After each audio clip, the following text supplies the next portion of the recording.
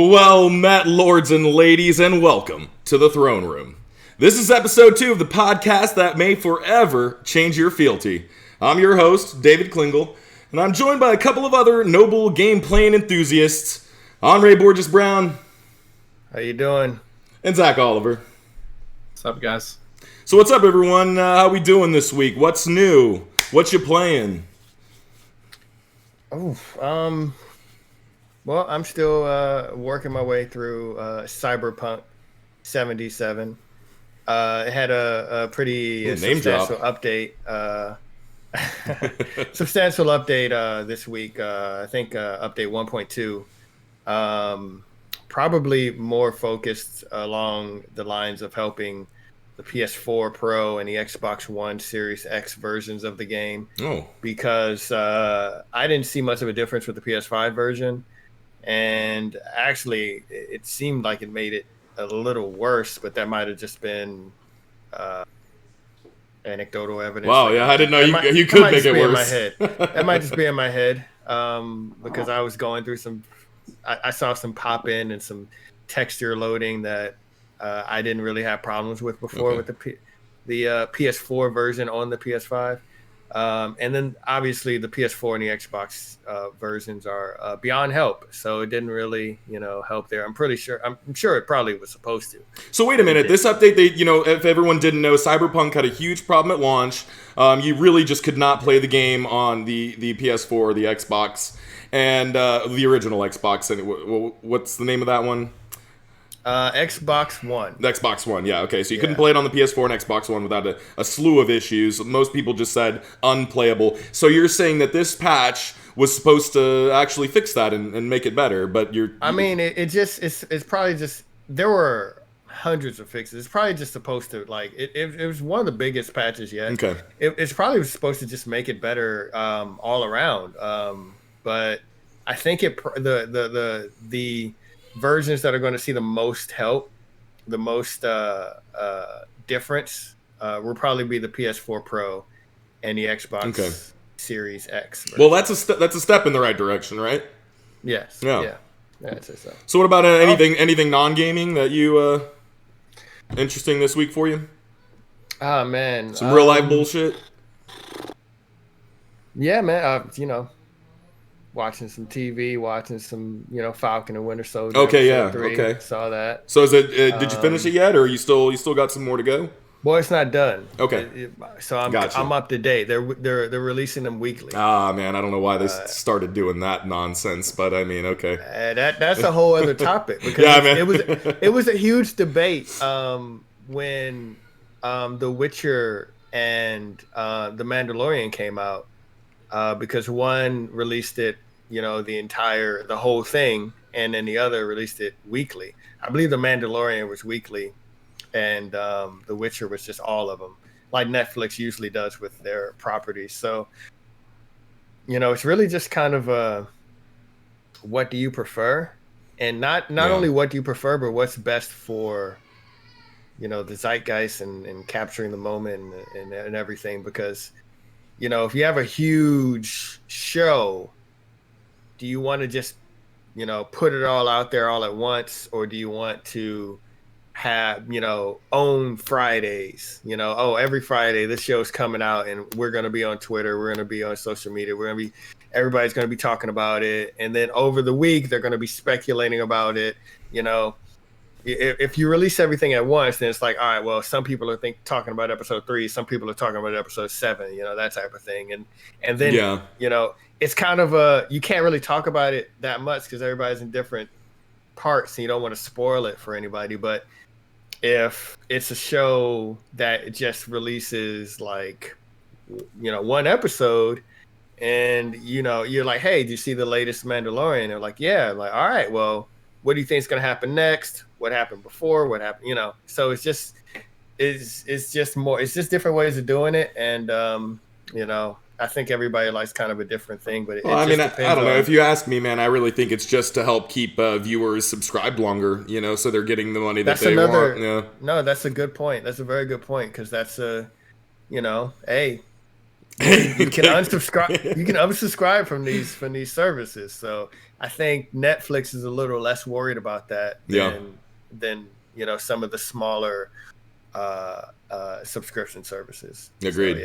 So, yeah. So hey, if that's the way they have to do it. But also Disney Plus, for instance, regarding the Mandalorian, from what I understand, you can have up to 7 people using your same Disney Plus account. So as long as someone's paying for at least 7 people, they're happy with it. Yeah, for now. Yeah, for now. Yeah. What about you, Zach? What's going on over there? Just been recovering from a sickness. Got to do the lovely COVID test, so that was fun. Oh, yeah. Positive, negative? We're negative. Okay. As expected. As expected, but it's still never fun having to go through that. It's kind of a pain in the ass, but we're here now. Video game wise, I was checking out Knockout City. The beta came out for the weekend. A lot of fun. The new EA Dodgeball game that was announced a while back. I heard a lot about that. What'd you think?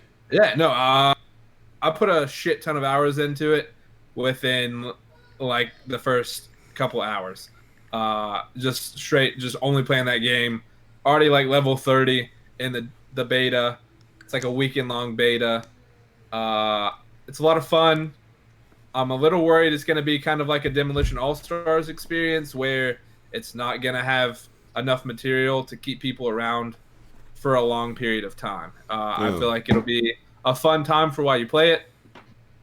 But you're going to also have your hardcore fans who are only going to play it, right? But your mass audience is going to kind of get tired of it a little sooner than I'm sure they would want. So it's not as fun as Rocket League, is that what you're telling me? Absolutely. Okay. That game's timeless and will never die. Been playing some Persona 5 Royals, or Royal. Decided to dive back in. I think this is probably, as my friend pointed out earlier today, like my 6th time trying to beat that game. I love everything about the game. I just need to sit down and actually play it and not get distracted by any other game coming out. So we're like 10 hours in and feeling really positive. It's an amazing game. Oh, yeah. Everything about it's perfect, and I love everything about it. So you didn't beat the original game, the Persona 5, the base game? I never beat it. That's the whole thing. I get a certain amount in, and then something else will come out, and then I just get distracted because, it is such a long game, and it is a time commitment. And it's disappointing. So what is Royals? Royals isn't the dancing game version they came out with, right? Is Royals something? It's like the definitive edition of the game. So it's Persona 5 Royal Edition or Royal? Yeah, Royal. Yeah, Royale. Persona, yeah, depending on where you are in the with world. Cheese, yeah. Persona 5 Dancing All Night is the dancing. Okay. Yeah. Then you also have Strikers, which is the follow-up title to Persona 5. And that's like a Dynasty Warrior. That's like a Dynasty Warriors type game. Yeah. But Persona 5 Royal introduces new characters, new quest lines, awesome, new personas. It's like I said, the definitive edition of Persona 5. Yeah, it's like a definitive edition plus extra stuff. Yeah. Which I guess that's what a definitive edition is. I don't know. Man, that's all. I love the original. Any more that they could give me? Does it come free? Do I have the original? Do I get Royal free?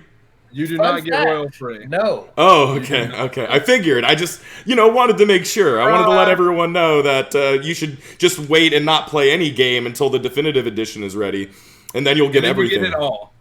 You can look at the scrubs from the original game. If your game is at least good enough to pretend to have a definitive edition or a game of the year edition. Sometimes the game you want is not even good enough to even pretend to have a game of the year edition. Yeah. So why wait? Play a Cyberpunk. Absolutely. There you go. Well, what else you got? Can't wait to see that.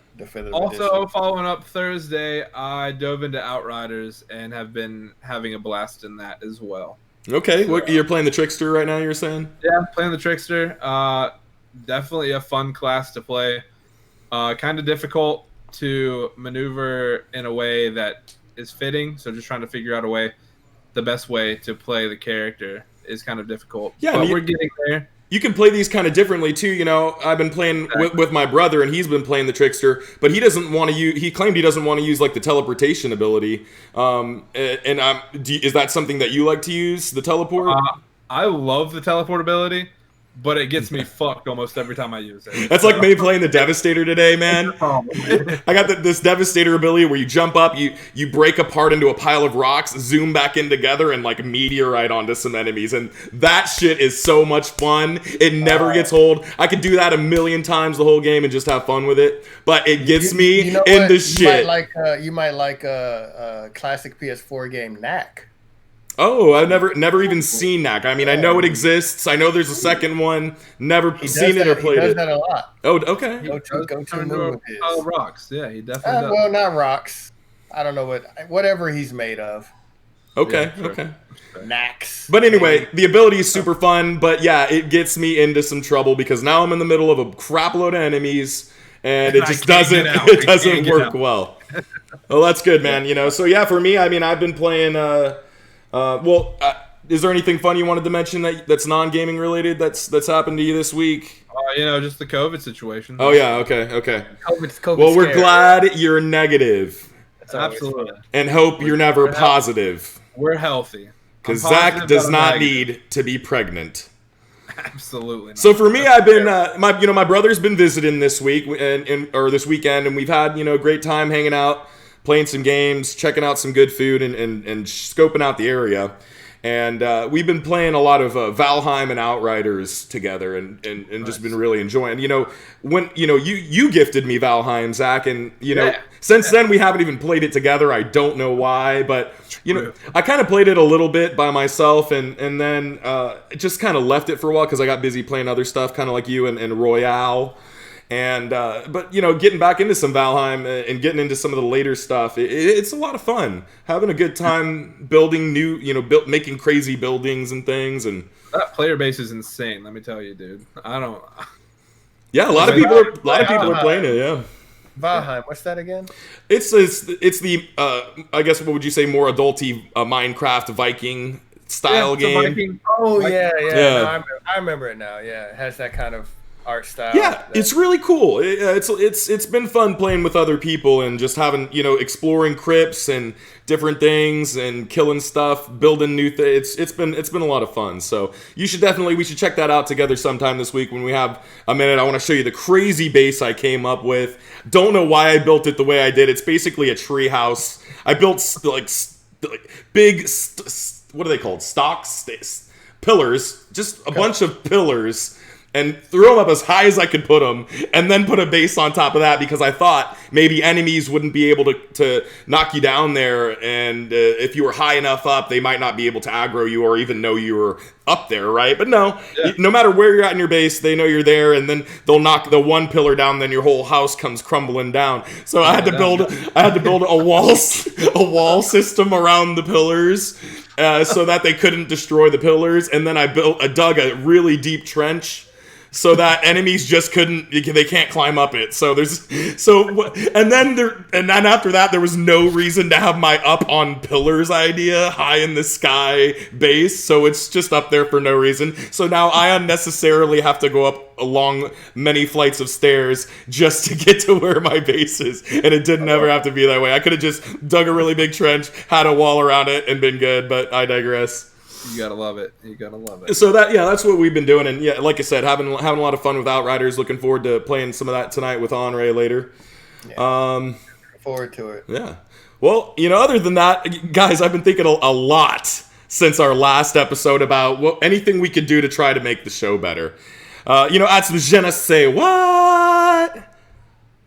And I know it's only episode 2, but it's never too early to start thinking about catchphrases. Am I right? True. Yeah. So I wanted to run a few of these by you, and, just see what you think. All right. This first one's just a kind of general one. It's that's a kick in the crown jewels. What do you think? Not. You know what? That'll probably be the best one. No, you think so? Okay. Well, then. Okay. Well, then I don't think you're ready for number 2 here. Okay. You ready? You don't need a golden eye to see that it's a classic. Damn, that's pretty good. That's pretty good. Huh? That was just number 2, guys.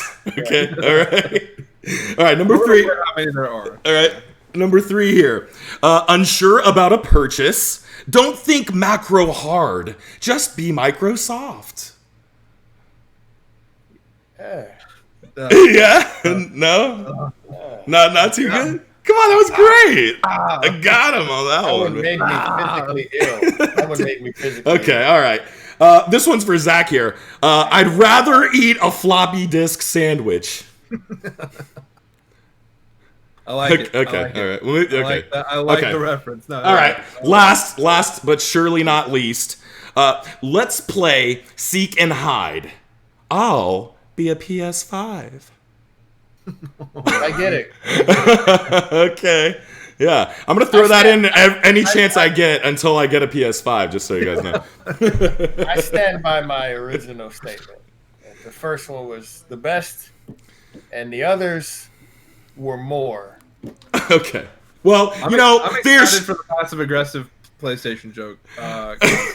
It's gonna happen, man. Well, okay, so I know that these aren't the best yet. We will definitely take time to work on them and work on them together, but I thought we could do with some inspiration. So what do you guys think are some of the most iconic, important catchphrases in video game history?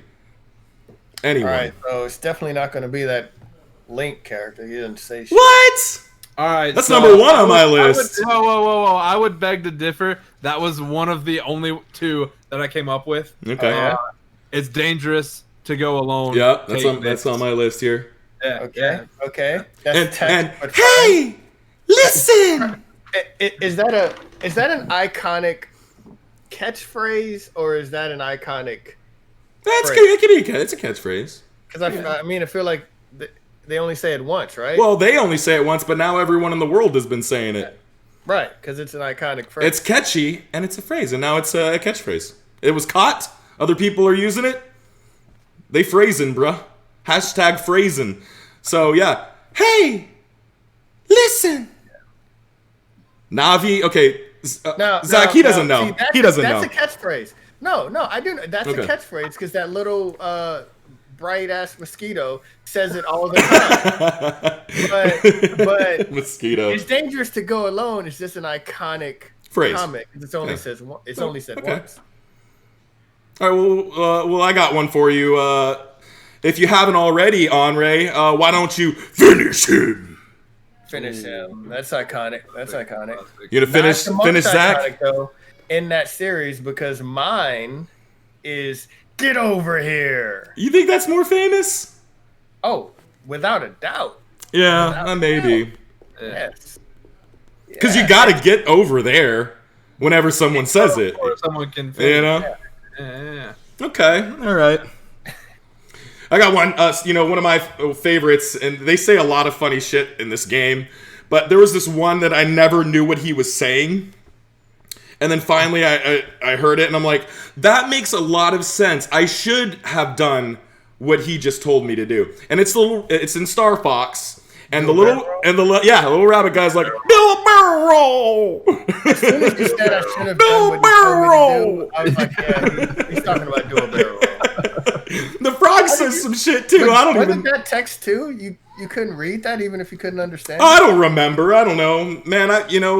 When did Star Fox come out? I was probably like 1 year old, I believe all those games came out in 1964. It's possible. 1 year old it was. I couldn't read yet, man. All of those games came out in 1964. Okay, some people read things on the screen, Anre, and other people are busy trying to do a fucking barrel roll and shoot some lasers and not explode, okay? So excuse me for not making this rabbit's catchphrase more important in my, 6 or 7 year old mind. Oh, the rabbit? He's the one that said I believe so. Do a barrel roll. And then the frog's just like, burger. I don't even, you can't even hear it. You can't even read what the frog is saying because what the frog is saying is still I don't know. Correct me if I'm wrong. Somebody look it up. Slippy the frog, I think. Flippy, probably, right? Floppy. Hoppy the frog. I think it was S. I think it was Slippy the frog. Slippy. Wow. Slippy. Had a little tiny red hat that was entirely too small for the size of its head and eyeballs. But all right, wait. What was the consensus? What did you say, David? Yeah, I thought the frog Slippy, is his name Slippy? I thought he had some Slippy. Yeah, no, it's Slippy. It's Slippy.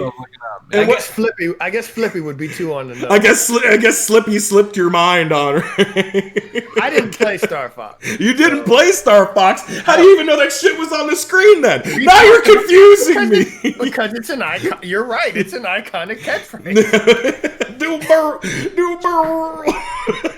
I can't say it enough. It's so much fun to say. That's a good one. All right. So yeah, what did the frog say? The frog said some shit too. My second one, the frog. I have no idea. My second one is kept you waiting, huh? Big Boss. Said, yeah. Snake, you know, all these guys. These guys in this bloodline, they say that a lot. That's a good one. Yeah, that's good. Definitely. You know, I don't remember the scene where it happened. The last time I remember him saying it was in the trailer to Metal Gear Solid 5 Ground Zeroes, where like it was revealed and it was in the rain. Did you play Ground Zeroes? I did, but I thought you were going to say a phantom pain, which would have been funny because I'm having a phantom pain trying to remember when the hell this phrase was said. Well, I remember it exclusively. You know? Okay, I know you. This guy goes, he took him off. He was like, "Kept you waiting, huh?" And everybody's like, "Oh yeah, you did," because it's been a really long fucking time since Metal Gear Solid 5 or 4. I mean, yeah. And he kept us waiting longer. Oh yeah, you're right. Yeah, I remember that now. Yeah. Because we had been waiting a while. Yeah. I mean, it was more like he was talking to us than anything else. No, he's always talking to us. Kept you waiting. He's not talking to the enemy. The base is way over there. He's talking to us. Oh man, speaking of David Hayter, man, I wanted to just give him a round of applause, bro, for Guyver 2. If nobody's seen that movie, you need to go watch Guyver 2. David Hayter.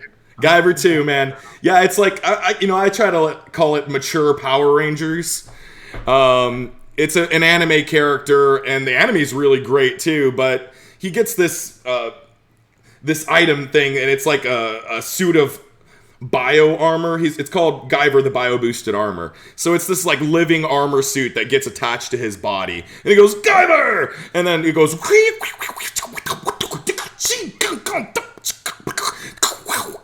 And then he goes, ah! And then shink! And then his elbows have these fucking blades, man. They just come out of his elbows, bro. You guys see why David does all of our sound effects. And then he just like elbow slices people. It's so cool, man. So anyway, they made a live action movie. The first one was pretty good. Second one was way better. And in the second one, they used a different actor as the main guy. And it's David Hayter, voice of Snake. Yeah. Amazing movie and performance. Well, the best voice of Snake. Granted. Yeah. But not the one that kept us waiting. He's keeping me waiting for Guyver 3, I'll tell you what. They all keep us waiting. I mean, they all keep us waiting. I was waiting for David Hayter, not David Hayter, Jack Bauer. What's that guy's name? The guy who plays Jack Bauer? No, I have no clue. Yeah, I'm not familiar. It's one of those situations. Again, this is going to happen often, everyone, just so you know. It doesn't matter. I was waiting for his Solid Snake, and then when the Phantom Pain came out, I was waiting for him to actually say something. I was like, you recast, David Hayter to get this Hollywood guy, and you barely gave him any lines. David could have mailed you that. But yeah, it's gonna bother me not knowing what his name is. We'll find out later. I have another one. I have another catchphrase. Okay, what you got? The cake is a lie. Internet meme. The cake is a lie is a good one. I know that meme is huge. All right, but I don't know what it's from. So what? Yeah, explain. It's Portal. Okay, so why is the cake a lie? I don't even know if you can call that a catchphrase because I don't know if it's ever actually said. I don't think it is said. I think it's another one of those written down. It's written on a wall. Oh yeah, I remember that. Yeah, okay. I'm pretty sure it's written down. But I'll tell you what, everyone and their mother is saying that shit now. The cake is a lie. Yeah. I'm getting real technical with this this list. Yeah. I mean, you have to be. You're a technical guy. Sounds guy. Beep boop bop boop boop. That was for your technical work. I'll give you one that is not really even a catchphrase of the video game character, but more of it's like a phrase that's associated with him, and that's iconic, legendary video game character, probably the most famous there is, Sonic the Hedgehog, and gotta go fast. Now, he doesn't really say that in any video game that I can think of, especially not the good ones, but everybody knows Sonic gotta go fast. Yeah, man. Everybody knows. Yeah. He might have said that in Sonic X. I don't know if you saw the animated series at all of Sonic. He has a lot. Okay. And some of them are very good. So you're talking about the Saturday morning cartoons? Man, you know what? I can't remember. Sonic X. I just remember, so I lived in Italy at the time when I saw this cartoon. And in Italy, we did not get a lot of American shows on base. There was not any access to television, really. Yeah. We had like maybe a half an hour a day in the afternoon of cartoons, American dubbed. And then in the weekend, same thing, but we had 2 hours on Sunday of cartoons that we could watch. And this Sonic show was on, and I loved it. And I gotta tell you what, I'd never eaten a damn chili dog in my life, all right? Yeah. And I'd be watching this show, and all of a sudden I go to my mom's, asking me, what do you want for dinner? I'm like, I want a chili dog, Mom. And she's just looking at me like I'm the craziest dude in the world. Why would you want a chili dog? Yeah, she's like, what if you've never wanted a chile, you've never even had a chili dog. Why? And I'm like, because I gotta go fast, Mom. I believe that's probably the animated series, because there were like two bumbling buffoon type antagonist characters that were robots. One was like a rooster. Yeah, that was that. Yeah. Did they ever make the chili dog thing canon?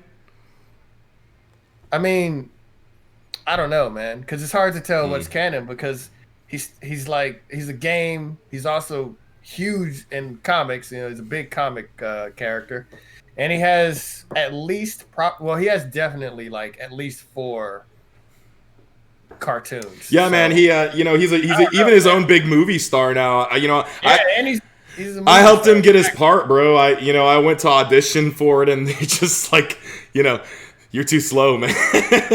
So, he was the next guy in line. Walked up there, I gotta go fast. They were like, perfect. Perfect. That's the only downside is you weren't fast enough. Yeah. I like chili dogs enough. I just wasn't fast enough.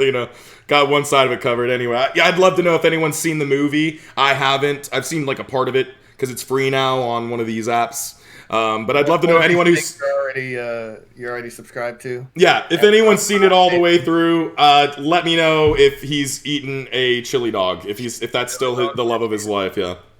Yeah, let me know. I want to watch it. I want to experience it myself. I want to go. Oh, chili. Yeah. Okay. All right. So, any more catchphrases, or do we cover everything?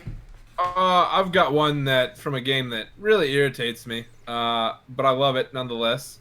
All right, well, if it does irritate you, Zach, then you need to get irritated. I need to hear you angry when you tell us this one. Are you ready? Are you ready? All right, go. Ready? It's high noon! Okay, he sounded bad. Come on, dude. None of my ears work. Every time I hear that, I know I'm dead. Every time. It's high noon. Also, I have no clue what you're talking about. Overwatch. Our boy McCree.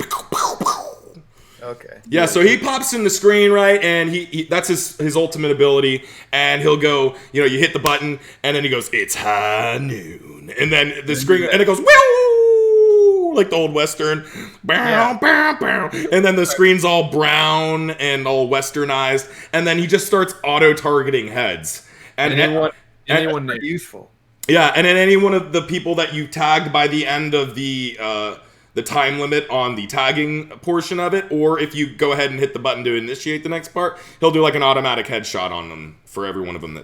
Or at least if they don't get covered up by some kind of cover or something in the time span that happens. They but gotta be in the open. Yeah, they gotta get out of line of sight.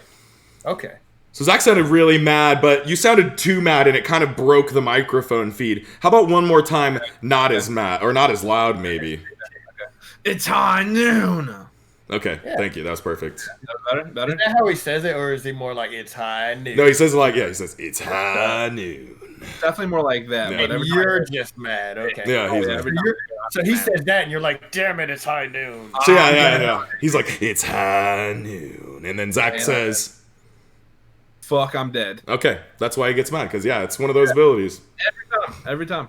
That's a good one. All right, well. I had one last one, okay. And I'm a little disappointed in both of you guys for not figuring it out. What? I did. I'm going to give you the first part, and I want you guys to finish it. Okay. I used to be an adventurer like you. And then I took an arrow to the arrow to the knee. I took an arrow to the knee. Little tie into the first episode with Bethesda and Sky. Yeah. I mean... So, yeah, I had that last one ready, locked and loaded. Well, that was perfect, man. Yeah. Thank you very much. Yeah, that was a final. That was a welcomed final share for the catchphrases. All right, well, moving on to the next part of the episode, guys. Last week we talked about Blitzball, and just having a great conversation about that. It made me want to think about more mini games and how impressive some of them can be and how impressive others are not. But what do you think are some mini games that you just think are good, bad, or maybe even deserve to be full-length titles? So this one was rough. Trying to come up with something for a full-length title. The only one that I could really get that would be a good full-length title would be like the VHS tapes from Resident Evil 7 Biohazard. Like those are great. Yeah. The escape room ones. I mean, they made a whole DLC out of it, but something. Like a whole game would be. Question there: is that a mini game, or is that just a really important part of the core experience of the game? I feel like it's a little bit of both, right? Because Yeah. it takes you out of the main game and gives you like a short snippet of another kind of like a game element that's not really part of the main core game. Yeah. So I mean, we hadn't considered it a mini game. So yeah, we played that game together. We had a lot of fun. That was an awesome experience. And I remember, you playing through the birthday scene. Yeah. That was so cool and so kind of trippy in a mindfuck kind of way that I haven't seen done in many video games before. That was a really cool experience. Going through I can't remember it exactly, but it's basically a Saw game that someone set up on the character that you're playing as. And you've got to try to escape this room, right? Yeah. It's with a birthday cake. There's a whole ordeal, but there's no way to escape it, and you just end up dying anyway. So and then you come back to the actual game, and it gives you like a hint as to what to do next. Yeah. As that person, or as the main character. So. Man, I'd love to play a lot of those too. Yeah, man, make it a fucking Saw game, right? And just playing as all these scenarios trying to escape. That'd be pretty cool. Trying to get out. Yeah. So that was my first one. My second one is Orlog. The dice game. I was gonna mention that. I love Orlog, man, and from Assassin's Creed Valhalla. I'll take word for it. Yeah, I love Orlog, man. So it's basically a dice game. So it's kind of actually more. It's kind of almost a mixture between card games and a dice game, right? Like Gwent kind of deal, but it's dice, and you have I think 6 dice, is it, Zach, in each cup, each side? I think so, and then you roll. And you roll them with a cup, and one of the sides of the dice has a sword for attacking. One of them has a helmet for defending against long range attack, right? Yep. And then I think that's the close range, and then one has an arrow for a long range attack, and then one has a shield for defense against long range. And then there's ability, and then one of them is an ability side, and it gives you coins. So you can have up to 3 of 9 abilities equipped that you can use once you get a certain amount of coins. So anyway, you're rolling these dice, and so each time you roll, so I've got 3 axes, 1 helmet, and 2 hands to give me a coin. Well, I want the coins, so I'm going to take those. But then I want to do some damage, and he rolled 2, so he doesn't have anything to defend against my 3 axes, so I'm not going to re-roll those. I'm going to keep those, put them to the side, and then I'm going to re-roll my helmet and my other thing to see if I can get more axes to try and attack him with. So it's really a game of chance and also skill and decision-making upon which dice to keep, because you roll 3 times each round before, and you can keep as many as you want or roll as many as you want before the final 3rd time, and then those are what keep for each side.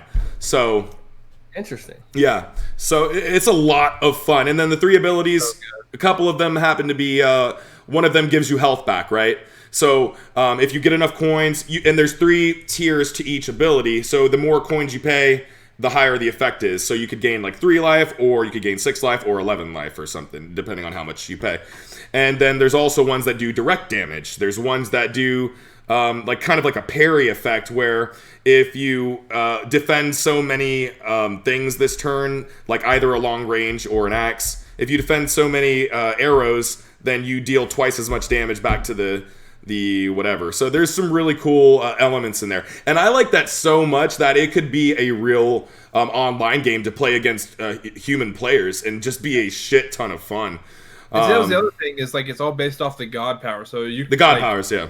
Because it adds on to another card that has 3 different levels. So you collect other cards from the people that you beat, so you can have different list of 3 skills depending on who you beat and what cards you have lined up. So there's definitely a wide variety. What's that? Duelist Kingdom rules. What do you say? Duelist Kingdom rules. Okay, yeah. When you lose, you give up your top card. Well, for the player character, you don't lose any of your stuff that you've already gotten. You bet money, and if you win, you double it. If not, you lose it. But then if you end up beating them, these are challenging people, and some of them get really difficult. I've played some of these characters, and I'm like, and you're like really good at the game at this point, and you're really enjoying playing Orlog, and then you get to these guys and you just are like, shit, you're getting angry. Like, I fought this guy like 10 times, and I'm doing everything I should be doing. I'm adjusting my strategy for his, because they use the different god powers, because they have a god power you need to acquire so you can use it against other people. So every one of these people you're fighting is a new play style, and you got to figure that out, beat their play style, and then you can get their god power to use against other people and laugh as they fumble miserably. But yeah, that would be an amazing game. And also, as soon as I started playing Orlog and really got into it, I really wanted a physical edition of this game. I looked on Etsy, I looked on Amazon, I was like, Orlog. And since Orlog is not really a old game that used to be played in Viking days, it's an adaptation. They used to play a lot of dice style stuff, but obviously Ubisoft. Ubisoft.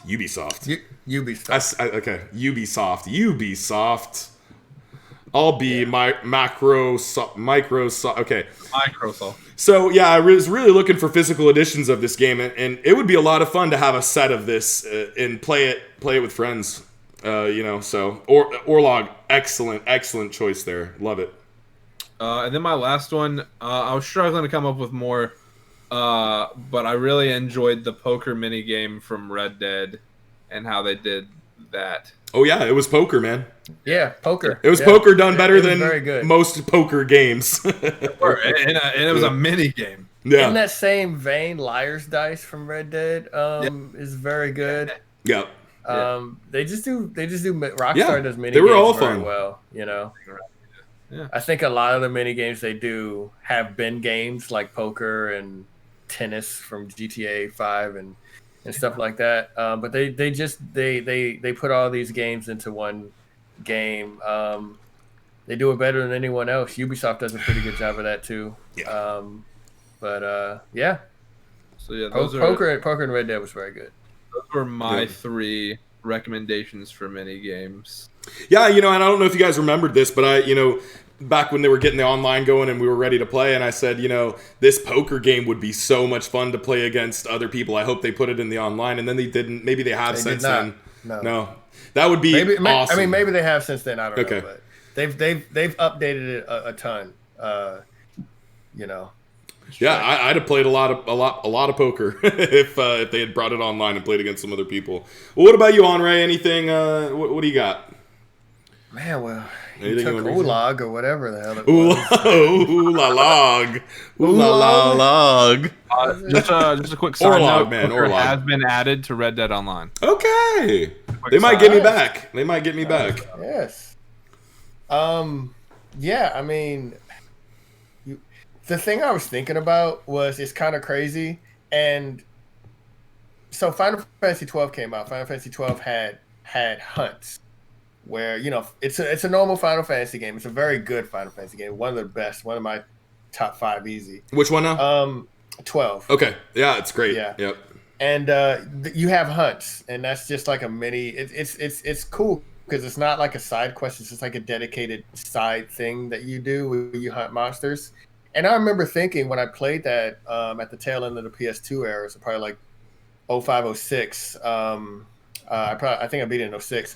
I remember thinking it's kind of cool how you learn about monsters and you track them down and you kill them and you go back and you know, the hunts are grand and some of them take literal hours when you're playing Final Fantasy 12. But I was like, man, it'd be cool to have a whole game like this. And then I learned about The Witcher 3 very long time later. You know, I'm sure, and obviously Witcher 1 and 2, but you know, 3 was when they decided to really you know, drop the hammer on the industry. Yeah.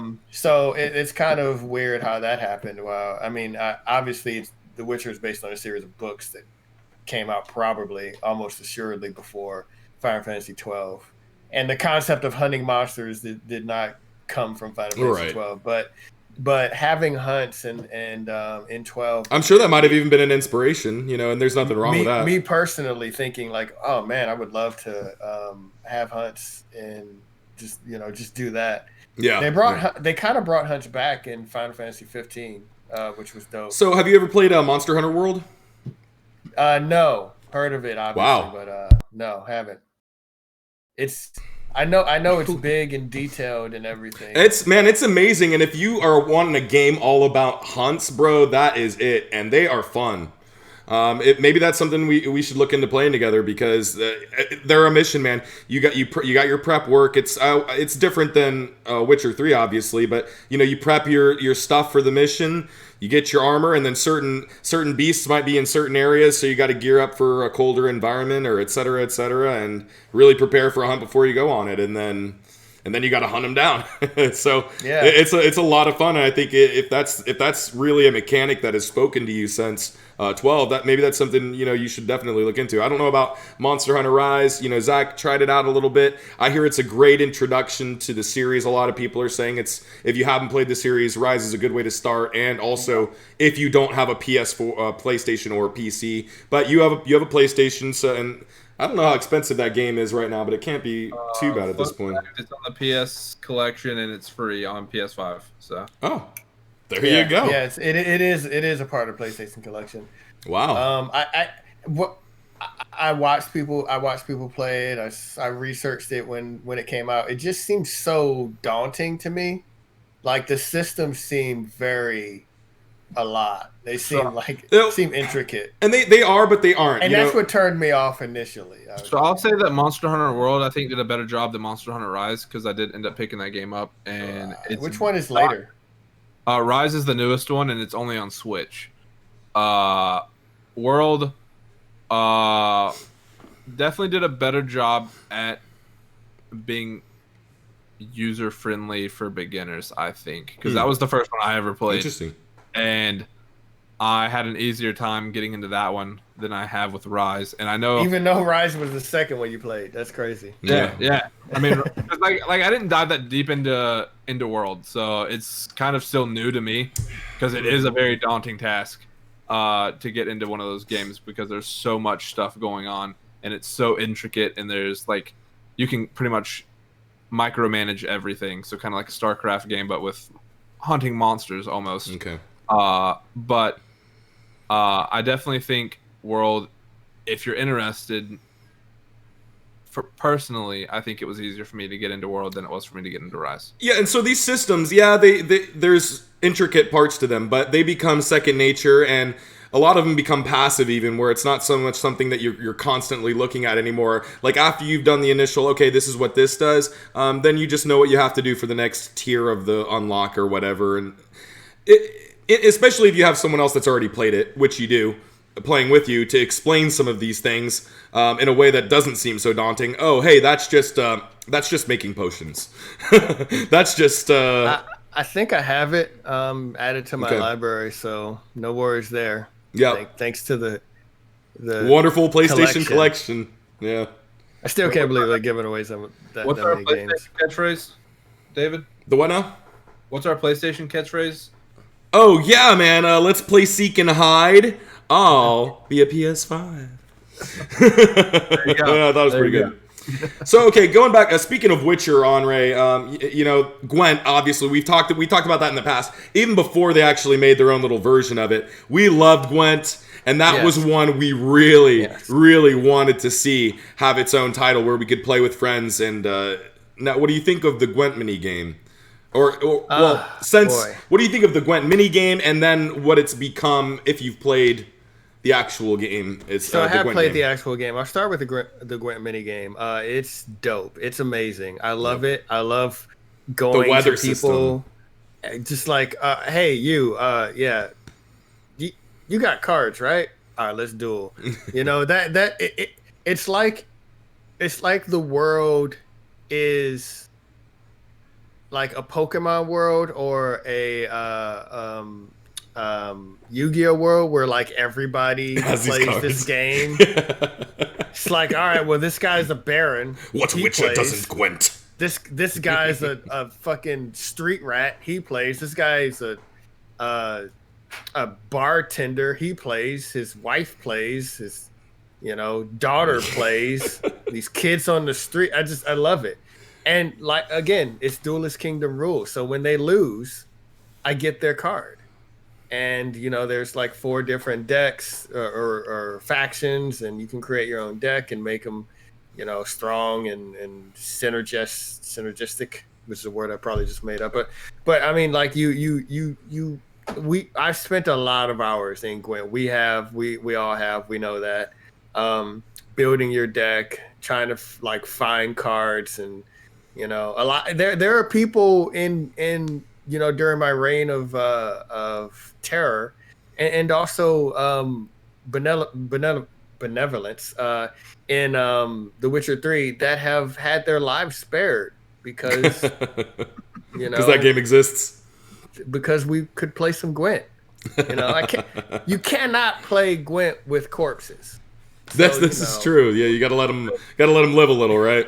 And then after we have a Gwent game, a real good one, like, maybe you're not so bad. If I kill you, you won't get better. Then we can't play again. Plus you gave me, Yennefer, and I didn't have Yennefer before. So that's, I owe you, really. Yeah. All right, so what about the actual game now? The Gwent game itself, the main title. It is Gwent. clearly better. But I don't know. It's like, it's weird. It's better, but almost worse, right? Not worse, but there's something that missing when I play it from the actual minigame of Witcher 3. And the Witcher 3 minigame was simple, and it could be simple because all you're doing is playing NPCs. You're not going to play another person. Right. You play another people. They got to flesh out the game more, especially if you want people to just buy this singular game. Yeah. I don't know, man. It's just like, it's very good, but it's like, is it going to take people away from Hearthstone? Is it going to take people away from finding Yu-Gi-Oh or playing Pokemon online or any of this stuff? It's like, I don't know, not really. Maybe not. Yeah. But it is it's obviously better, but like, it's strange as it is. I've played more Gwent in The Witcher 3 than I have Gwent. Yeah, I agree. Same here. Outside of The Witcher 3. That's fair. Yeah. And I can play that with friends, and I have friends who have Gwent. Yeah, obviously. me too. And it just doesn't seem to happen. Yeah, it just doesn't seem... I can't take their cards, I guess, is what it is, right? There was something on the line, maybe. You introduced DK rules, which is what I'm gonna refer to it from now on. You introduce DK rules to a game, and all of a sudden, it gets a little more, gets a little tighter. It's more interesting. The sports games now, they don't want to do that because they want to sell you your cards. They don't want you taking them from other people. Yeah. Because then how would they make money? Yeah. Exactly. Yeah, it makes sense. I think they still make money. They just make it from the people whose cards got taken. So speaking of taking things and taking them really fast before you notice they're gone, I'm a big fan of Sonic Adventures 2. Sonic Adventure 2, yeah. Amazing game. One of my favorite Sonic games. Loved it. Loved that you could play Shadow. The gameplay was phenomenal to me. It was probably my favorite Sonic game. Easy to say. And, best game Shadow's in. What's that? I said that's the best game Shadow is in. Oh, and the only, right? He's into some others. Oh, is he? Okay. Yeah, we don't like to talk about those in the Sonic community. Well, the Chow Garden mini game, I loved it. Did you guys experience the Chow Garden at all? Yeah. Oh yeah, that's a good one. That's a very good one. And it seems like I'm not alone. It seems like I'm not alone. There's a lot of people that feel the same way. They love the Chow Garden. And I've thought back on other games, Final Fantasy VII, the chocobo raising and races and whatnot. And the Chow Garden was kind of similar. You raise your little chows, you race them, you win prizes, you do all kinds of things. Yeah, I really loved the Chow Garden, and I spent every bit of amount of time that you could have on it. And I would have loved a full title. And it seemed like, I was doing some research, and people who owned that game on Dreamcast, you could put it on this little physical virtual memory thing that they had, and it essentially became like a little mobile Tamagotchi style game for them. Yeah. I would love that too. Super cool. So, what are your guys' thoughts on the Chow Garden? I think that's a great example. I'm a little annoyed that I forgot about that one. Mm-hmm.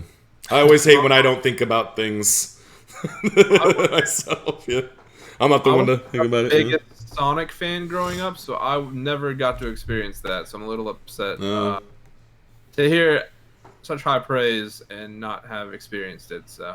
Okay, well, take our advice. Look into it. Absolutely, what would have been interesting? One last mini game. You guys play Street Fighter 2? Probably the most famous fighting game of all time. I played it. They have a mini game in there where you beat up automobiles and bricks and shit. Oh, I played that, man. That's fun. That's all you have to do, right? So you want a game that's maybe whoever can do it the fastest, point counter, whoever gets a high score. That's what it was. Yeah, that'd be pretty cool. Yeah, it's like Wreck-It Ralph, but with cars and fighters. Okay. You just be going. Not Ralph. I fought this guy, fought that guy. I'm on my way to fight Bison, and then before you fight Vega, it's like, oh, here's a station wagon.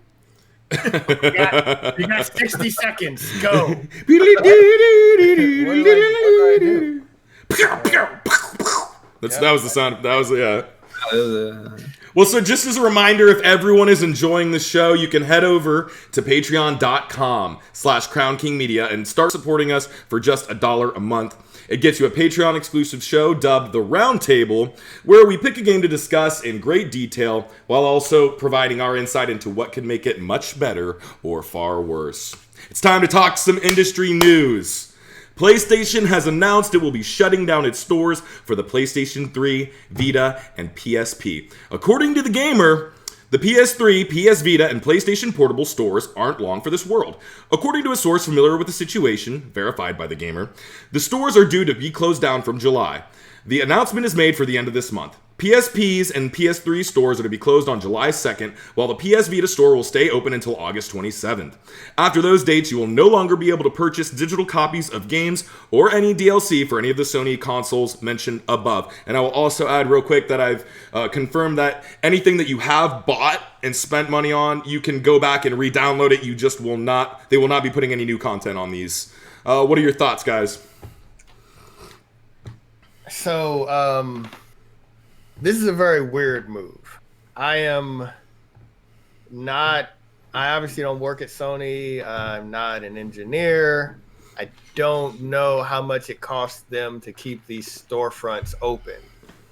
Having said that, this is going to take a lot of games and make them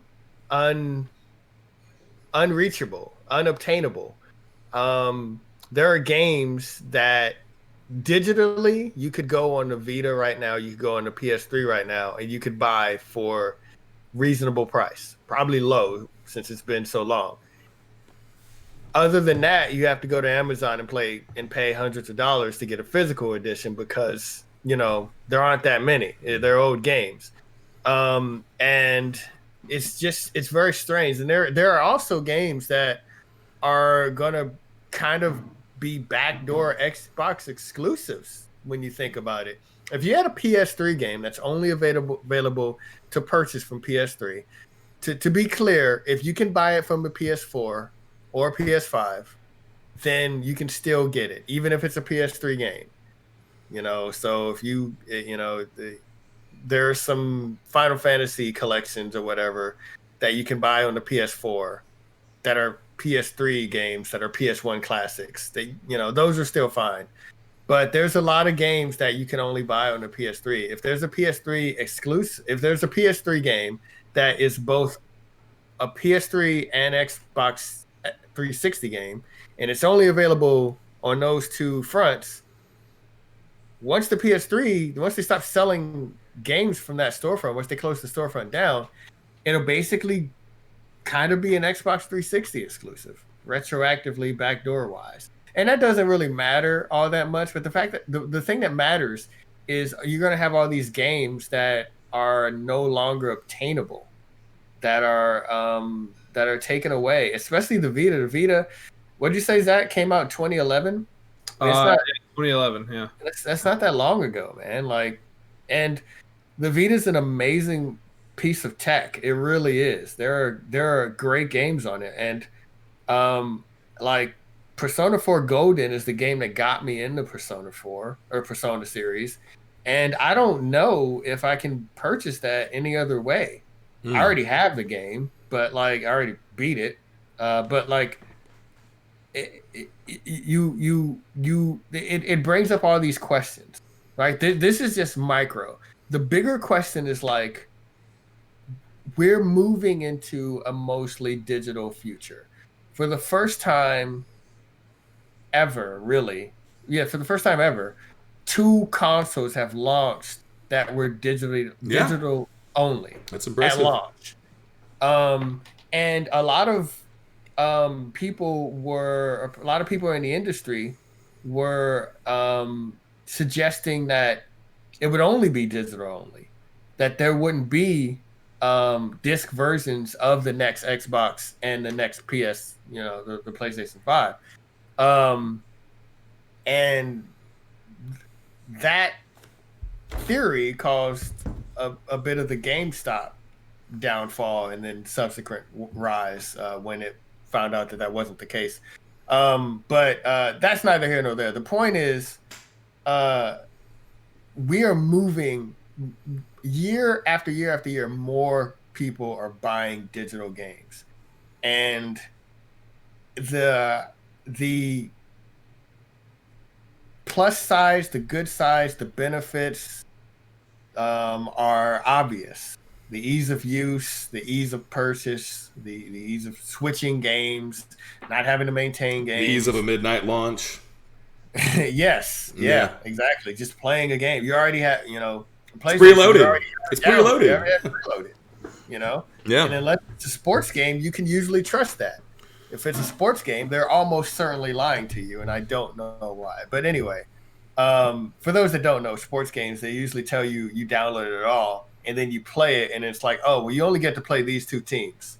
And then the rest of the game gets to download after that. And I'm like, dude, I've had this game for like a week. Bro, I ain't playing anybody but the Eagles.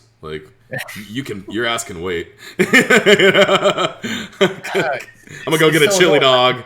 I'll be right back. Available. Nothing else is available. You play a basketball game, you can't play franchise. Okay, so before we get too far out of line here, so the benefits are obvious, but there are drawbacks, and the people that don't want to move all digital, this is their nightmare. This is what they tell people. When you buy a digital game, you don't really own it. That's true. And to a certain extent, you're basically just buying the license to it. And once they decide that, we're going to take this off, we're going to take that off, you don't really own it. And the issue is real quick, even like them taking Cyberpunk off the PlayStation Store. Okay, if you had it loaded on your PlayStation, you still got it. You could still play it. But if for some reason you removed that, deleted it, you would not be able to go back in there and get the game again. Because it's off the store. I guess. Yeah. I guess. Wow. Yeah. That just blew my mind because I didn't think about it that way until you explained it. It is a nightmare if something happened there. Yeah. If someone decided right now, I'm enjoying playing the hell out of Outriders, right? Someone they decided right now, we don't want anyone to have that anymore. We're pulling it from everything, and then okay, my computer just got a virus. I gotta get a new hard drive. I'm never playing Outriders again. That's a scary thought. Yeah, if it's not physical, you don't own it. That is a strong statement. And David, you don't have a PS5 yet. I don't want to rub salt in the wound, but you don't know quite yet. But the internal SSD is pretty small. Yeah. The amount of storage you have, and there's. You can use an external storage, but then that's not running off the SSD. I'm going to have to delete. Yeah, I've always done that with my PS4. Yeah, I had to delete games to make room. Hey, it's okay. I quote unquote own it. It's in the cloud. I can go download it again if I want to, right? But yeah, you don't own it. And there's only 3 games on my hard drive on the PS4 that I'm playing at any one time because I got to make room for something else. Probably more than that. But I've heard that the PS5s and as large. The games are larger than the PS4, so the fact that it's essentially small and you have these really big files, you're gonna have to make room and take stuff off that you're not currently playing. So that's a concern. Now, I mean, that would only be a concern, I think, if everything was, I don't know, never mind, that is a concern because everything could go fully digital right now. They could stop printing discs if they wanted to. I mean. Yeah, a lot of ways publishers keep costs down is they don't print discs. Now, most do, but indie games, you're not going to walk into a store usually and find like... Yeah, no, you're downloading that on Steam or, Kickstarter. You're helping their game get known, and finally they're like, okay, we can finally print it on disc. That Viking game you guys were talking about, that Viking game, is that on a disc? I don't think so. Yeah. Doubt it, right? Yeah. Like, Steam download for me. You go to Walmart and buy Fall Guys right now? I wouldn't want to, but probably not. Yeah, not even Rocket League, and that's a huge game. Yeah, but it's an indie game. It's an indie game. It doesn't take a lot of. They have no need. They have no need to put it on disc, and they keep the cost down. They pocket some of that, and they push some of that to you, so you can get it for cheaper. All of this, I mean, really, to me, it seems inconsequential. I don't really care that I haven't had a PS3 in forever. I don't care that their stores are closing down. Doesn't really matter to me. But yeah, sure, there are some people. Vita store. I used to have a Vita. I don't know what happened to it. So, sorry there, but I wouldn't be playing it right now if I did anyway. So, I'm not naive enough to believe that these storefronts being up is just free, that right, that they're just running themselves. Right. Yeah, nobody has to pay for anything. Bandwidth costs money. All this stuff costs money. I understand that, but I cannot believe the cost outweigh the benefit. I cannot believe it. Yeah, I don't. I simply don't believe that the costs outweigh the benefit. Now it may not be that. What do you think? Maybe they just wanted to say, okay, the sooner we get rid of this shit, the sooner people can't play these godforsaken. The sooner they can't buy Patapon 2, the sooner they're gonna buy the next Horizon game on a PS5. Do you think that could be a part of it too? Like, let's just get rid of the demon. They can't use it anymore, but it's gonna force them to upgrade. No. You don't think so? I don't. Why not? Because first of all, the PS4 store is still up. Most PlayStation games. Well, I'm not saying just the 5. I'm saying just upgrade from the PS3 and go to a 4. I'm not just saying 5. I get it, but most people have upgraded. Yeah. But like, if you, I guess not enough to keep the PS3 stores and Vita stores open, bro. No, it's not a huge deal. It's not a huge, monetary loss. It's not a huge mindshare loss, but I mean, the optics are bad, and I'll tell you why. The Xbox is 3 generations old, right? Xbox, no, 4 now. Xbox 360, Xbox One, Xbox Series S and X, right? If you have an Xbox Series X, you can play any game. Now, I know a lot of people don't care about playing old games, but you can play any game that was on Xbox on your Xbox Series X. You cannot play PS3 games on your PS5. You cannot play PS2 and PS1 unless they were PS4 games. Right. Like, unless they brought them to PS4, right? Game, right. Or a PS1 game. Give me. You know what? If you can, give me 5 PS3 games right now. I should fucking care about. Can you give me 5? Can you give me 3? PS3 games you care about 3 in general? No, that if this happens, I'll never ever be able to play it again. If I didn't buy it, like on the store before. If I didn't digitally buy it before or physically buy it, I'll never be able to play it because they're shutting the stores down. Well, I don't, because most games that are big enough for me to remember have. They've been ported to the 4, yeah. Or they have physical versions. Yeah. So like you could buy Final Fantasy 13. I just don't see this really being an issue, man. To me, this is Black. You could buy Twist. You could buy. I think Black is a PS3 game. I think anything of any even small semblance of importance, you're going to be able to find again. I don't think the stuff is lost forever. I think really this is just Sony saying, "All right, guys, shit or get off the pot." Upgrade, get a PS4 or a 5, and or just get out of here and buy an Xbox Series X and don't play anything. Don't play shit. I don't think. I have to agree that there's not really a marketplace for many PS3, Vita, or PSP games. Vita, definitely. Enough for Sony to realize like this is worth it for them to. There are still people that play their Vita games, and but I mean, like, I'm interested. Like, I would love to see the numbers of people that still play Vita games, because I know it was a flop whenever it first came out. Regardless, like, it was not a good system or a high selling system for. It was not a high selling system. It's always a good system. It was kind of a flop. But I guess my point is, what is the alternative? Like, why is this really making Sony a lot of money? It isn't costing them a lot of money, or they would have done it earlier, right? Like, I mean, the PS3, but it may just cost the entire PS4 generation. It's worth them continuing this project and like wasting their time on this when they could be putting the effort that they put into these stores into something else. Well, the stores run themselves by now. I mean, well, you also said earlier, Anre, that you were like, I can't imagine that they're free to run, right? So there is a cost, right? I just don't think the cost outweighs the benefit of taking it away. And why? And why is that? What's the biggest Vita release that I should have known about recently?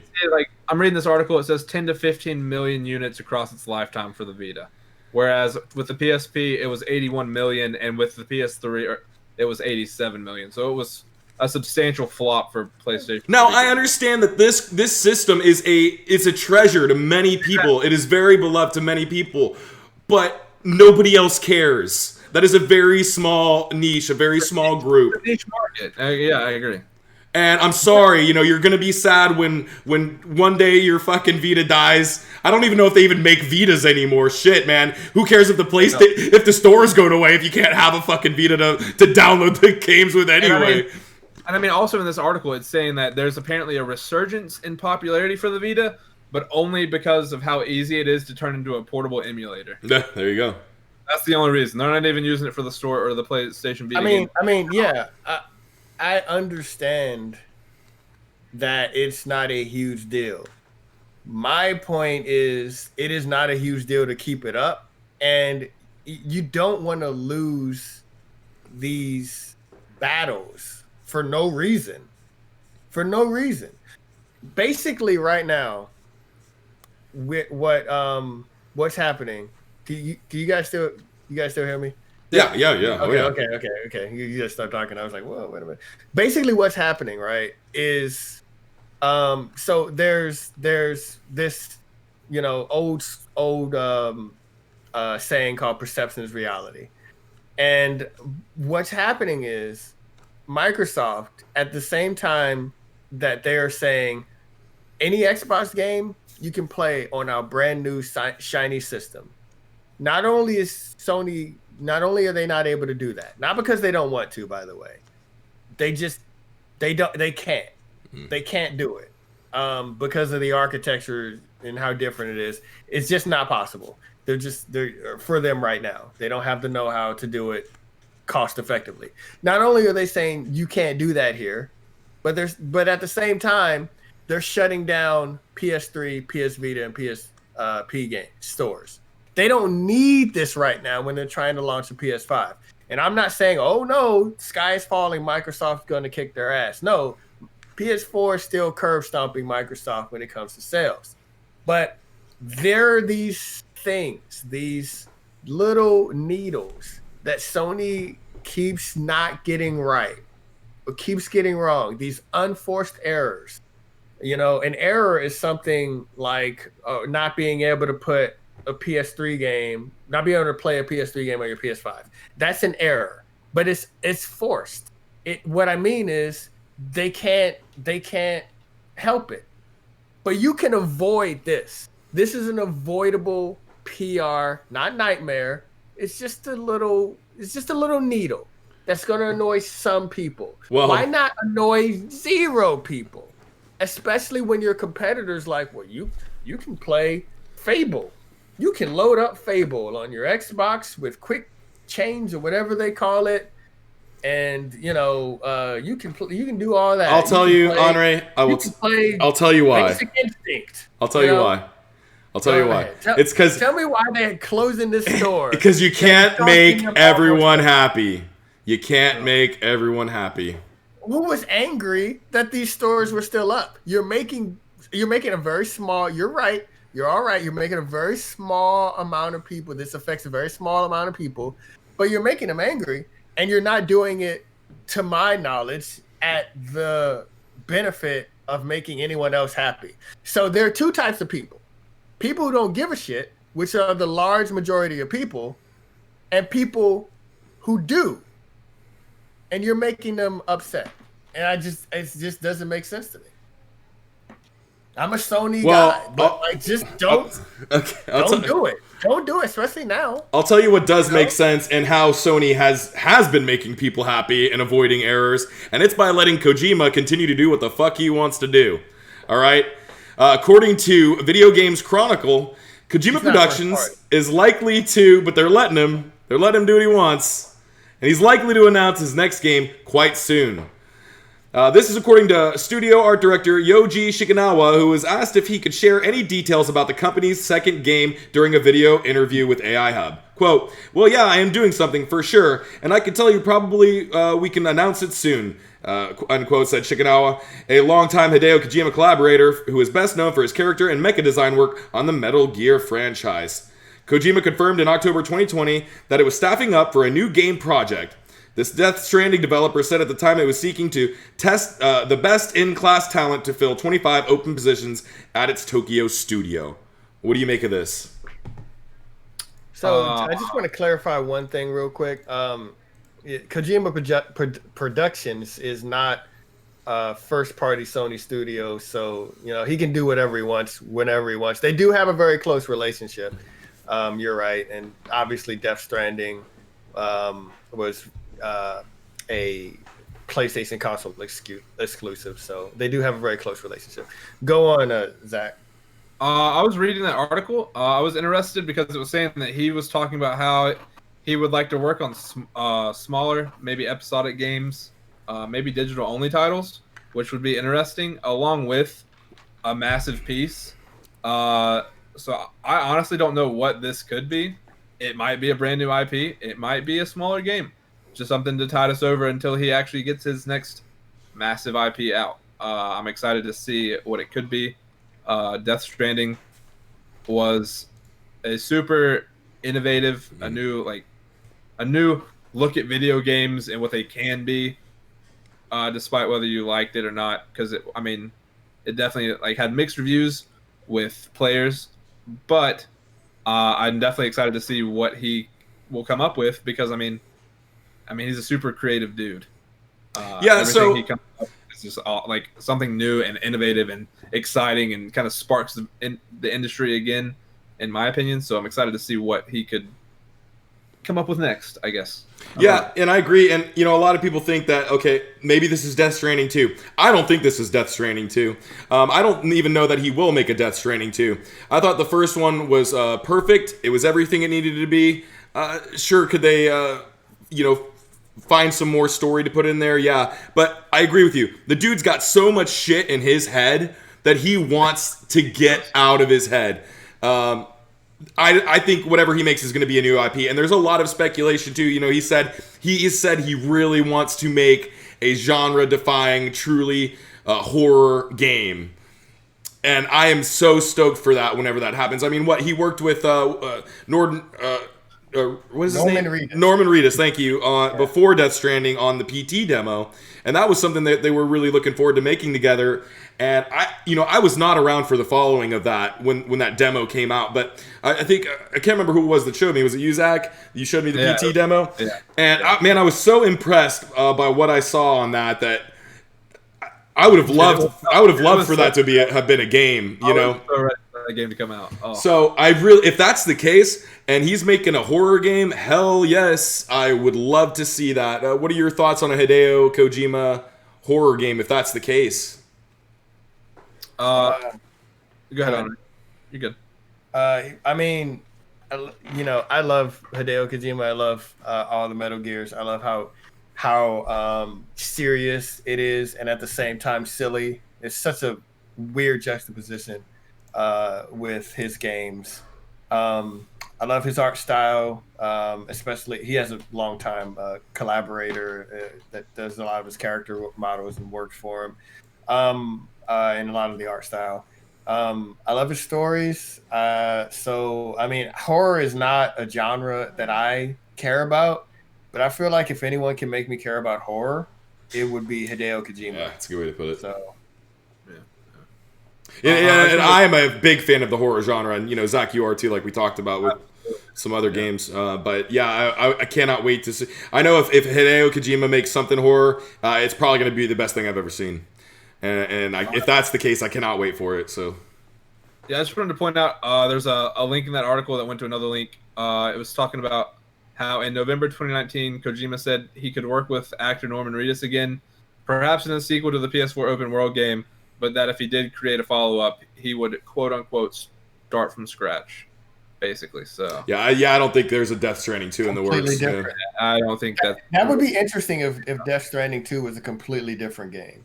Yeah, you know what I mean. Just it's like the opposite. Like Kojima thing though, something he would do. Yeah. No, people forget, but like the gameplay of Metal Gear is completely different from the others. Like all of them are just so different.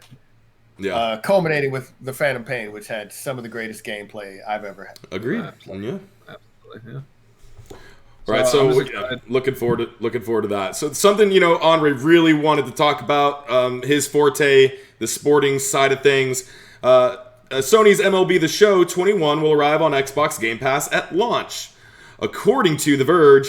Quote, "We already knew MLB The Show 21 would be the first entry in the Sony published series to arrive on Xbox consoles. And today, Microsoft revealed that the next entry in the long-running baseball franchise will also be available on Xbox Game Pass for consoles when the game releases on April 20th.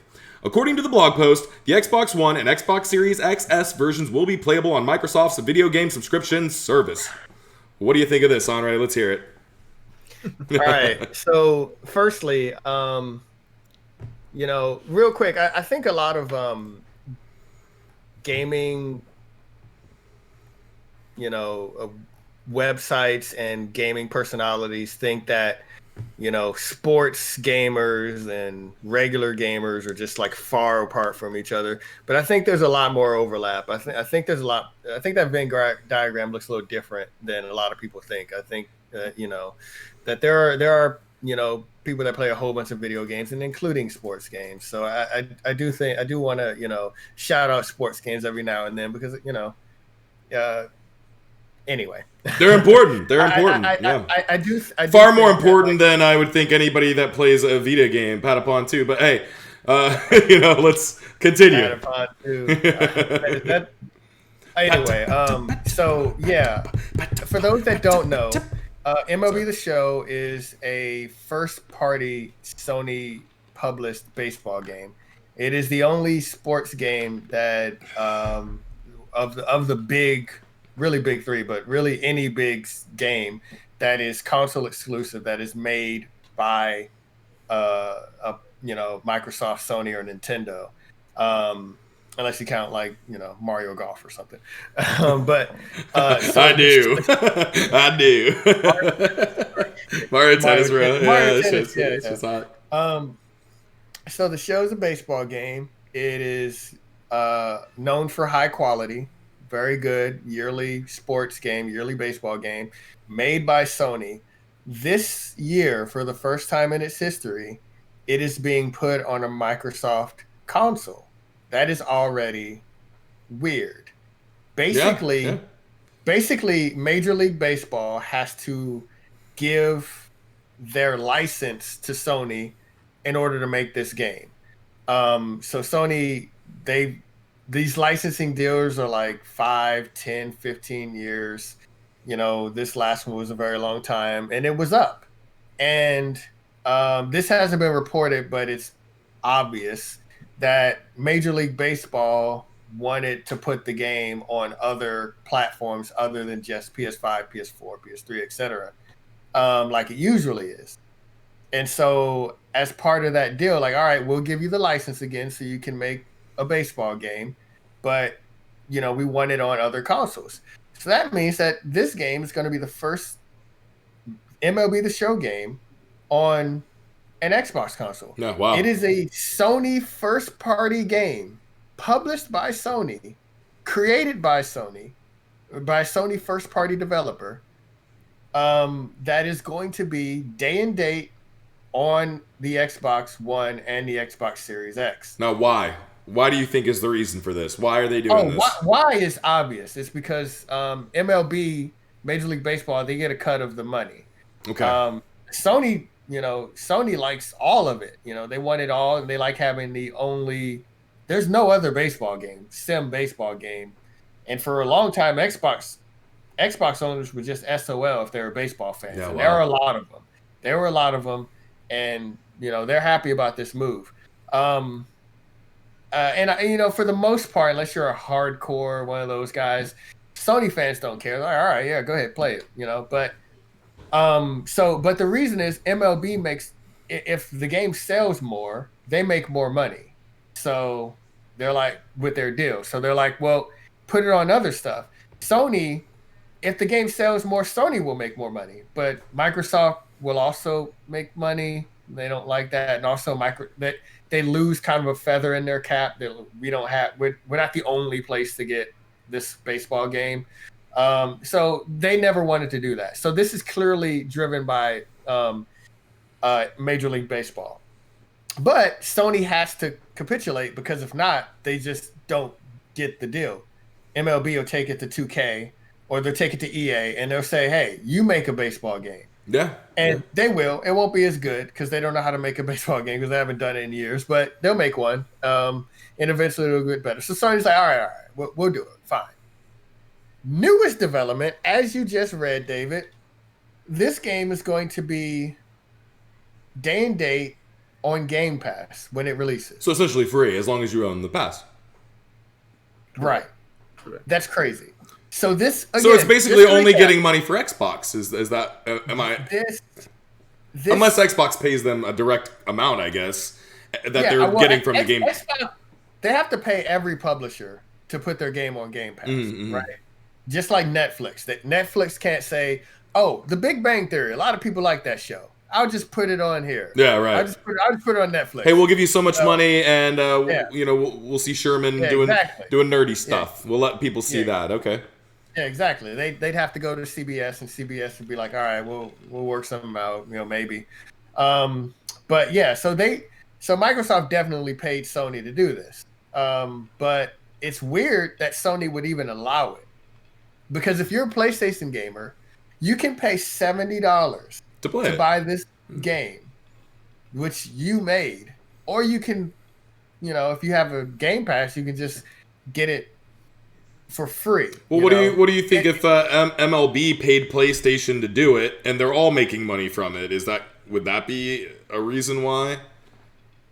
I mean, it's unclear as to if MLB knows, if they're like, all right, well, we want this on Game Pass, if that was a condition of the deal, or if Xbox just made it worth Sony's while, because like PS Plus, those games Sony has to buy. They have to say, all right, we'll give you $1 million, we'll give you $10 million, we'll give you $500,000, depending on the status of the game, to make it a PS Plus game for April. You know what I mean? I have no idea how much that translates to. but maybe it's a test run, huh? Maybe it's a test run, and they're saying, hey, let's see how well it does on the Xbox. And, maybe if you let us get the next MLB game, we'll pay you a lot of fucking money to do that. It could. I mean, I think this new deal is probably going to be, I'd have to look it up, but it's probably at least 5 to 10 years. So the show is going to be on PC, Xbox, and PlayStation moving forward until the deal's up. But putting it on Game Pass, it's weird, because it's like this is the competitor's big thing. This is their number one thing they talk about. They have stopped trying to compete.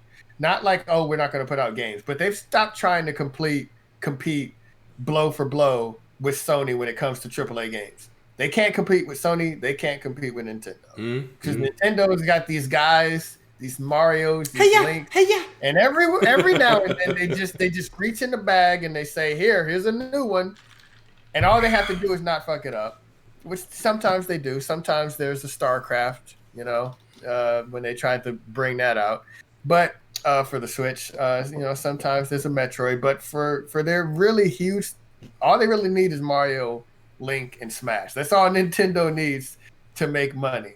But anyway, so if they finally just released a fucking Metroid game, they'd get me money for that too. So whenever you're ready, Nintendo. Man, they had to switch developers. They had to start over, and we'll hear something soon. Maybe, I don't know. So anyway, so Sony's got a man on the inside, kind of. Now, this is speculation / joke / conspiracy theory, but if you have a game on that system, you're entitled to know how many times your game has been downloaded. True. You're entitled, so now and if you have a game on that system, you're entitled to know how many times that game has been purchased. So Sony should have numbers of how many people paid money for MLB The Show full price on Xbox, how many people downloaded MLB The Show as part of Game Pass, and then obviously their own numbers, how many people purchased it through the PS4 and the PS5. And so I think, Microsoft knows that, and Sony might already have these numbers from third-party developers like EA and Ubisoft. There's all that information sharing, but it is just interesting that this like again, I know a lot of people don't play sports games in general, with a lot of gamers, but this is one of the big AAA games. It's not God of War or The Last of Us Part 2, but it is a Sony exclusive that comes out a year that makes them a consistent amount of money every year and scores well. It's, Metacritic 8.5, 9. It's a very good, well-made baseball game. So it's just strange. It's a very interesting story. It's very strange, well, and it is interesting. If not Sony or Xbox, I think that MLB just hit a home run. So, yeah. Moving MLB on, guys. Definitely did. Yeah. Moving on, guys. We want to talk about the new releases coming out for next week. And I'll roll through this list real quick and let everyone know what's coming out. If there's something that piques your interest and you want to touch more on after I go through the list, let's talk about it. Okay, so right now we got Lost Words Beyond the Page, PC, PS4, Xbox, and Switch, available April 6th. Oddworld Soulstorm comes to PC, PS5, PS4, April 6th. Now, Star Wars Republic Commando is coming out for PS4 and Switch, April 6th. Quintera on PC, April 7th. Rocket League Season 3, all platforms, April 7th. Before Your Eyes, PC, April 8th. Scarlet Hood and the Wicked Wood for PC, April 8th. What the Dub, PC, PS4, Xbox, Switch, April 8th. And Say No More, PC and Switch, April 9th. And Trials of Fire on PC, April 9th. Any of these that you guys want to touch on? For me, real quick, Star Wars Republic Commando. Talk about a good Star Wars game, holy shit. If you guys have not played this game, definitely, this is the perfect opportunity to. What an amazing game. Anything you guys want to touch on? I will say that I am interested in Oddworld, only because it is a free PlayStation game. Yeah, I couldn't believe. Yeah. Anre told me that's coming free for one of the PlayStation games this month. Yes. Cannot believe that. No. It's gonna be interesting to see. I'm sure I'll check it out. I've never played any of the other ones. If there are multiple or one, I'm not sure. Well, you know what this tells me? This tells me that they weren't very confident on its launch, but they are invested enough to know that it is a special title. So they're going to give it to people free this is my thought. Listen, they're going to give it to people free for the first month, and then make money off of word of mouth after that. You don't agree? Yeah, I mean, I can see that. No, I think a lot of people. Oddworld is a very niche game, but it has a lot of fans, and their games are generally quality. And this is like kind of a reimagining of a one of their better games. I think they're confident in it. I think that Sony just threw a bag at them. And I think they accepted that bag, and they said, "Okay." That's what I think happened. Okay. I think it was probably one of their more expensive endeavors. Yeah, one of their more expensive PlayStation Plus gets. Okay. Well, other than that, I'm not seeing anything much on this list. Rocket League is a game I love. Not so season 3. Yeah, season 3. So if you're interested in more Rocket League, there you go. Pretty excited. And have you guys, going back real quick, have you guys played Star Wars Republic Commando? I don't think I did. It is so good, man. You guys need to go play it, and you guys need to go play it, and everyone needs to go play it. And yeah, it's fantastic. If you want a good Star Wars game, look no further than 12 years ago, or in a galaxy long 25,000 years ago. All right, so now we'll talk about what's on sale right now. So on Steam, for us PC people, we've got Horizon Zero Dawn Complete Edition. It is 40% off. Now, I will say real quick before going forward, this is a wonderful time to get a lot of great games on discount. If you haven't played them yet, you didn't have a PlayStation or another console that could have played these games, there are some amazing titles right now. It is the perfect time to get into them. Horizon Zero Dawn, Anre, what do you think? Quickly, nothing crazy in detail. one of the best games of the past generation. Guerrilla Games opening foray into open world games. I love the character Aloy, immediate PlayStation icon. Classic. If they ever make a I don't need a golden eye Part 2 to see that's a PlayStation classic. All-Star. She'll definitely be in it. I love the story. I love the gameplay. Yeah. I love the RPG mechanics. The graphics are amazing. You know, it had a bumpy release with the PC, but I think it's been worked out since. So if you're a PC user and you want to know what all the fuss is about, go ahead and get this. 40% off. Forbidden West. 40% off. Truly a treasure, that game. Check it out. Next up, we have No Man's Sky. Now, I know the release was a very bumpy one, but No Man's Sky has come a long way. If this is something that at the beginning, when you first started hearing about it, and you're like, that sounds great, but then you didn't get it, and then you started hearing people say, yeah, he lied, but then now it's like what he said it was going to be. If that interested you, it's pretty. It's gotten back to what it's gotten to what it should have been, and it really is something special in its own right now. So, and you can play with your friends now. So, so if that's something that interests you, you need a little space exploration. That game is 50% off right now. Be glad that you are paying less than me for it because we bought it at $60. Anyway, Control Ultimate Edition is 60% off. Yeah, that is an excellent title. So if you haven't played that, 60% off. Cyberpunk, I thought everyone in the world bought this, so I don't know why it's on sale. I thought they'd got everyone to buy it already. But that's 20% off if you haven't played it yet. Actually, on PC, you know, so if anyone who hasn't heard or we haven't talked about it yet, I actually played Cyberpunk on my PS4 Pro. It was a terrible experience, and I'm someone that really doesn't ever have too much to complain about. And I just felt like I could not play this game. It wasn't worth it. So David's not a graphics whore or anything like that. Yeah. If it looks good to me, if it plays well, I'm good.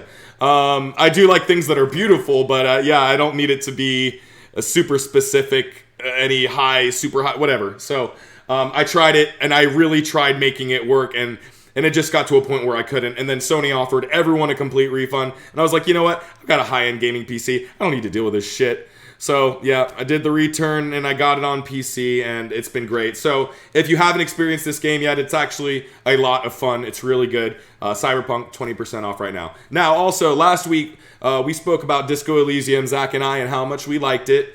And they just released it, but it's already 20% off. So if that wasn't already enough to entice you, last week's episode on Disco Elysium, now is a good time to get it. Witcher 3 Wild Hunt Game of the Year Edition.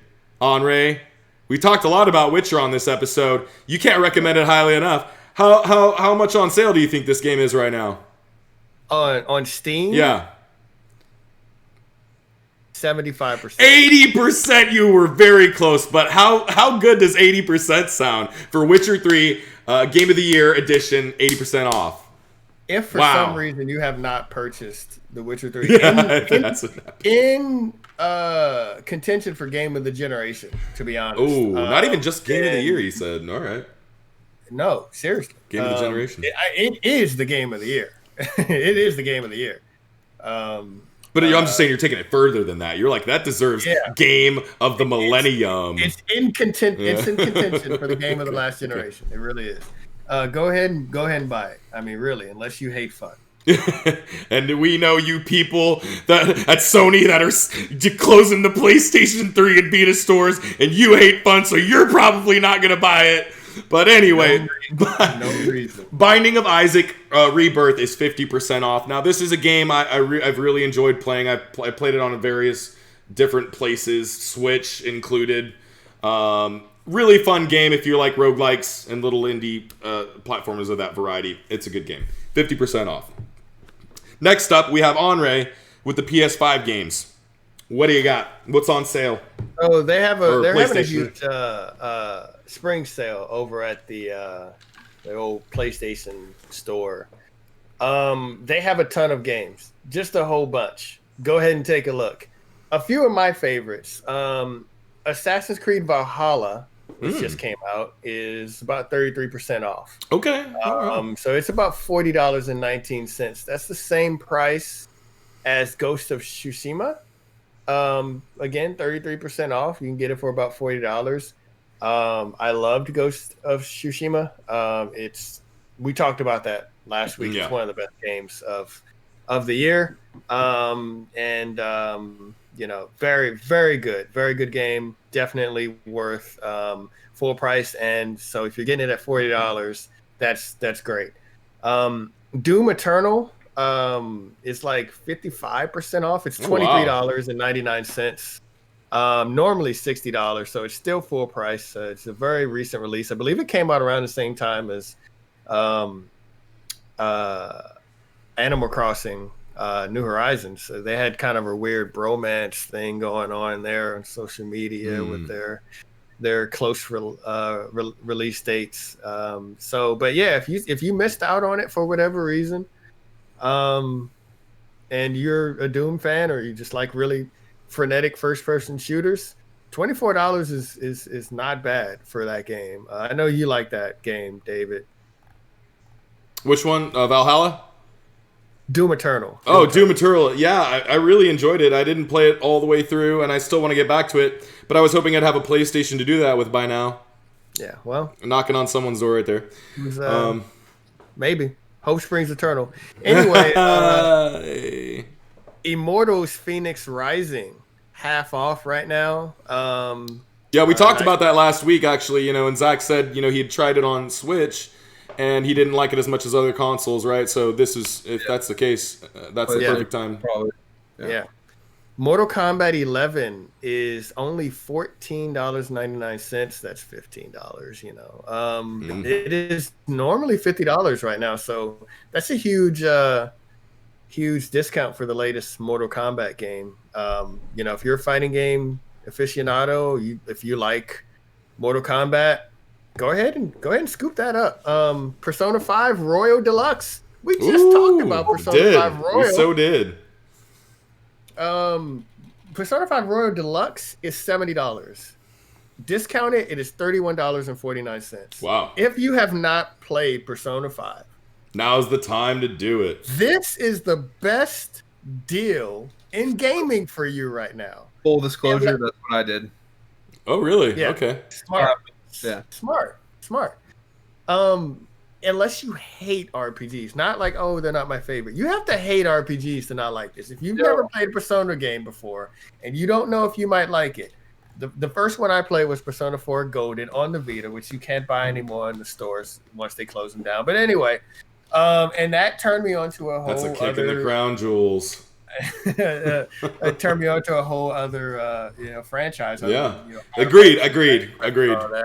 But yeah, Persona 5 Royal is a great game. We talked about it earlier. It is $31.49 right now.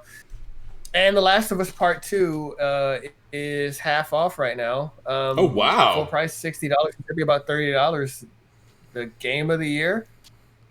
Most awarded game of the year. One of the best games ever. We talked about it last week. Everybody knows about this game. If you're watching this video, you surely know about The Last of Us Part 2. You just buy it if you haven't already. Just don't mess with Ellie, because she'll kill you.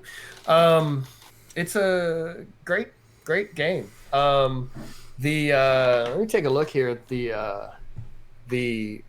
PlayStation Plus games for this week. So obviously we have the game we talked about, Oddworld. That game is actually Oddworld Soulstorm. It is releasing, it's a new game. It was heavily marketed in Sony's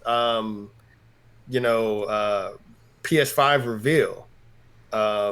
So it is a new game. The developer, it's a big deal, believes in it. Sony believes in it because they put it, with the release of their the reveal rather of their new system, and day and date it is going to be available on PlayStation Plus in April.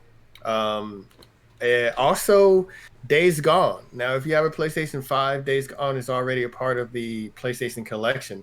But if you just have a PlayStation 4, no judgment. Hey, we're all trying out here. We're all hustling.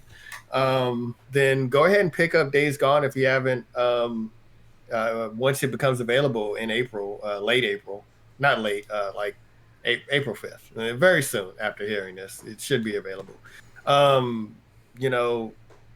Is it worth $60? I don't know, but it's definitely worth free. So go ahead and scoop that up.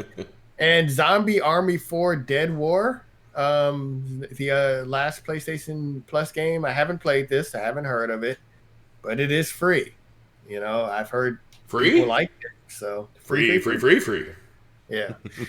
Oh my God. Yeah. Text time. Anyway. Liberty. Obviously, the crown jewel. Hey, real quick. I just wanted everyone to know that we are not currently advertising for Liberty Mutual, but Liberty Mutual, if you do want to, or if you're someone like Liberty Mutual and you would like to have your ad listed here on our podcast, you can go ahead and reach out to us on patreon.com/crownkingmedia, and we'd love to have you be a part of the show. Yeah, we are not advertising for Liberty. We just see Liberty. They're good though. They're catchy, right? They're good. They're talking good about catchphrases. They're cricket. They're doing okay. Liberty.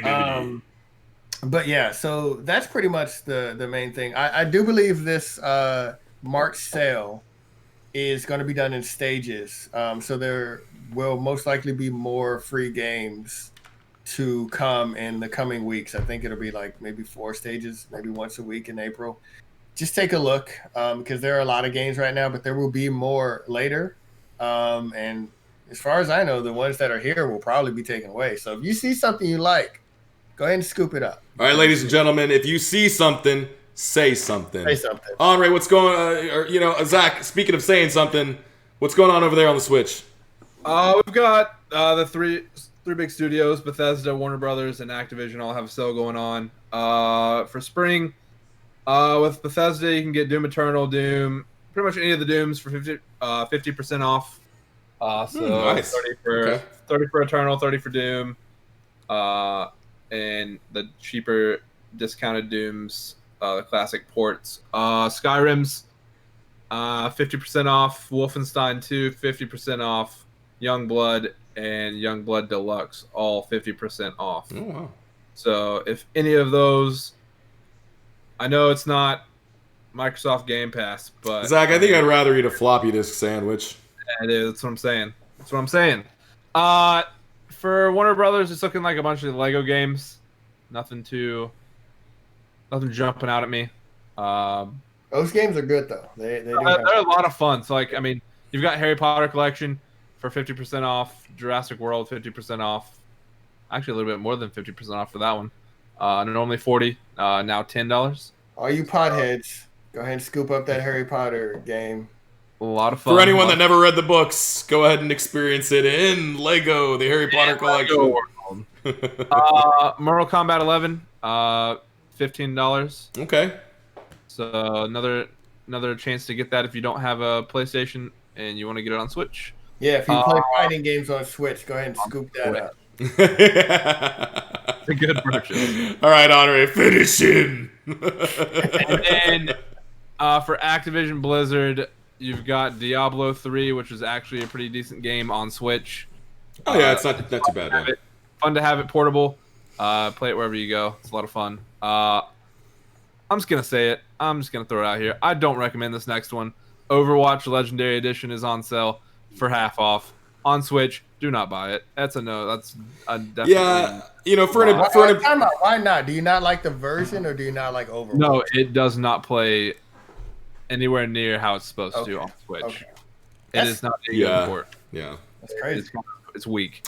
There's a lot of games that are perfect on the Switch and have a perfect home there on the Switch. There are also a lot of games that they shouldn't be even trying. Don't belong in my opinion, but I guess Overwatch maybe is too fast because it's not the graphics, right? It's kind of a little bit everything. It just doesn't work. Yeah, it's just performance. It doesn't really work. All right, that is a Crown King Gaming stamp of disapproval. Not buy that game. Do not do it. Waste of your money. This is a warning. It is do not buy. Spyro Reignited Trilogy is Hell yeah. That deserves a spot on the Switch. Hell yeah. And then Crash Insane Trilogy is also half off on the Switch. All right, very good, very good. And that's about it on Switch. All right, everyone. Well, that's about sums it up for today's episode. Hope everyone enjoyed it. Also, real quick, Metroid Prime 4 hasn't been mentioned by Nintendo in 800 days as of today. So, way to go, Nintendo. You're doing big things over there.